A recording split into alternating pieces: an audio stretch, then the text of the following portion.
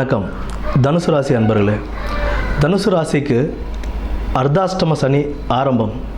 2025 சனிப்பெயர்ச்சி அர்த்தாஷ்டம சனியாக வருகிறது. குருவுடைய வீட்டிலே சனி இருக்கார். குருவுடைய வீட்டில் சனி இருக்கிறது, அவருடைய பார்வை 6ஆம் இடம், 10ஆம் இடம், 1ஆம் இடமாக இருக்குது. அதாவது ருணரோக சத்ரு சாணத்தையும் பார்க்குறாரு, 10ஆம் இடமான தொழில் சாணத்தையும் பார்க்குறாரு, 6ஆம் இடத்தையும் பார்க்குறார். தொழில் சாணத்தில் சனி பகவான் பார்க்கும்போது ஒரு நல்ல முன்னேற்றத்தை கொடுப்பார். தொழிலுக்கு ஒரு நல்ல முன்னேற்றம் கிடைக்கும்.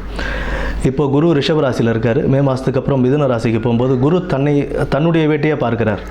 தனுசு ராசியே குரு பார்ப்பதனால் குருவும் பார்க்கிறார், சனியும் பார்க்கிறார். அப்படின்னும் போது அதிக கெடு பலன்கள் அப்படின்றது இருக்காது.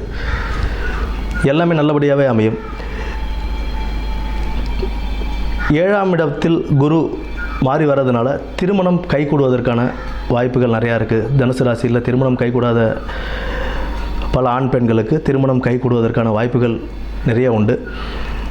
அதே போல் 4ஆம் இடத்தின் சனி இருப்பது ஒரு பக்கம் உடல் உபாதைகள் கொடுத்தாலும் குரு பார்வை வந்த பிறகு அது ஒரு நல்ல ஒரு பலனையை கொடுக்கும். உங்களுக்கு அதிகமாக உங்களுக்கு எந்த ஒரு பாதிப்புகளையும் கொடுக்காது. இருந்தாலும் நம்மளுடைய ஹெல்த் கான்சியஸோட நம்ம உடல் நலத்தை பார்த்துக்கிறதுன்றது ரொம்ப முக்கியம். அர்த்தாஷ்டம சனியில் நமக்கு உடல் உபாதைகள் கொஞ்சம் கொஞ்சம் அவர் கொடுத்துக்கிட்டு தான் இருப்பார். அந்த உபாதைகளும் நம்ம பார்த்துக்கணும். ப்ளஸ் குடும்பத்தில் சிறு சிறு சஞ்சலங்கள் வரும்போது நம்ம அனுசரிச்சுட்டு போயிடணும்.